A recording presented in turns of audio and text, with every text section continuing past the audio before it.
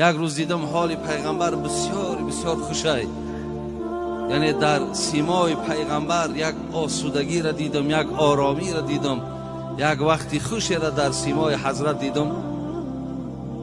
همیشه پیغمبر خدا که بسیار مسئولیت های زیاد داشتن، بسیار بسیار به دعوت که مشغول بودن، همیشه خسته بودن.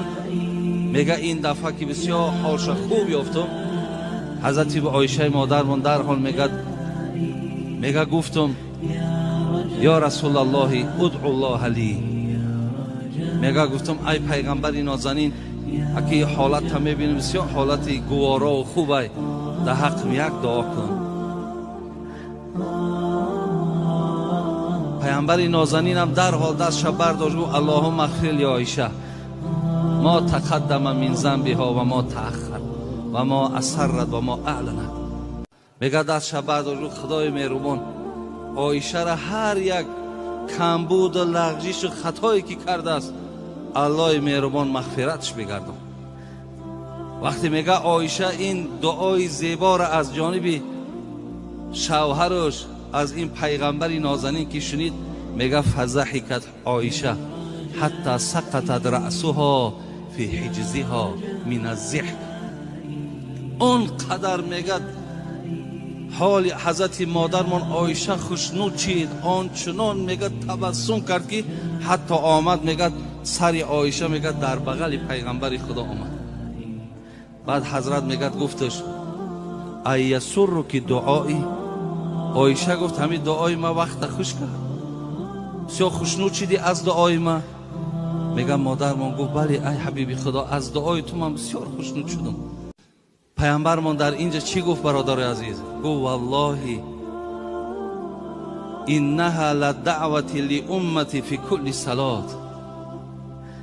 گفت ای عایشه همین دعایی که من در حق تو کردم و الله مهربان قسم در هر یک نمازم در حق امتم همین دعا را من میکنم، برای تمام امت این دعا را من میبخشم. برادران عزیز و گرامی، حقیقتا پیغمبری که در حق ما دعاگو، برای ما آب چشم میرازندگی، آخران لحظه ها که این للموت سکرات، از برای مرگ بسیار سختی ها وجود دارد، حضرت سختی ها را یک طرف کردن و عزیزای خدا میگم بود تا زنده آن حبیبی ودود در غم عاصیان امت بود. وقتی آخر سختی جان دید گفت ای پروردگار عرش مجید، سختی جان اگر چنین باشد امتانم مطیق این باشد، سختی جان امتان من بگذار جمله را به جان من.